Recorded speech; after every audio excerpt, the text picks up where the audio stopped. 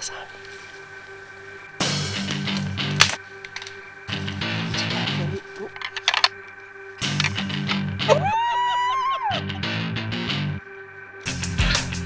Oh, did it!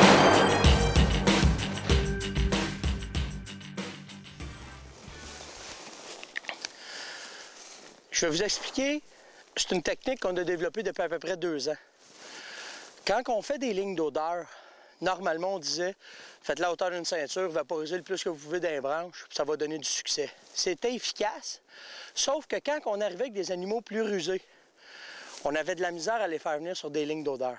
Ce qu'on a remarqué, c'est si vous travaillez avec le vent en faisant votre ligne d'odeur, où est-ce que l'odeur va être déposée, vous n'aurez jamais marché à cet endroit-là. C'est quand vous allez faire une ligne d'odeur. Mettons, vous découvrez un endroit qui est propice, il y a beaucoup de chevreuils. Vous voulez prendre la ligne d'odeur puis l'amener directement, vous voulez essayer d'amener le gibier directement à votre poste d'affût. Ce que vous faites, c'est que vous allez prendre votre leurre, que ce soit un leurre olfactif, une urine, c'est toute la même façon. Mais ce que vous allez faire, c'est au lieu de la vaporiser à hauteur de la ceinture, on va lever notre bras assez haut, puis en vaporisant, ce que ça va faire, c'est qu'on va s'organiser pour avoir le vent qui va pousser notre odeur, mettons, dans le sentier du chevreuil. En faisant ça, facile, quand vous levez votre bras en l'air, vous allez chercher une hauteur, mettons, d'à peu près 6 pieds. Dans mon cas, mettons, c'est 6 pieds et 5, OK? Je spray. Quand je spray, qu'est-ce qui arrive? En vaporisant, les molécules d'odeur sont transportées directement avec le vent à une distance d'à peu près facile, 10, 15, parfois 20 pieds avant d'arrêter dans des branches ou d'arrêter dans un champ ou quelque chose dans ce genre-là. Puis ce que ça fait, c'est que c'est le vent qui transporte l'odeur et non vous qui allez la porter.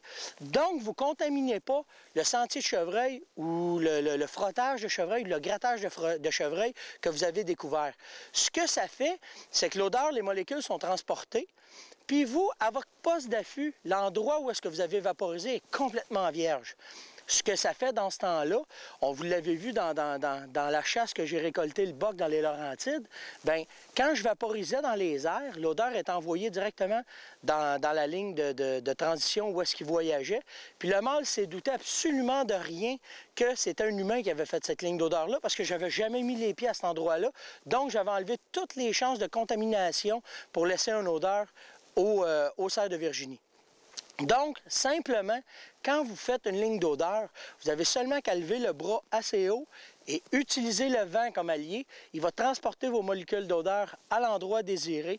Puis dans ce cas-là, bien, ça va probablement vous donner un bon succès de chasse.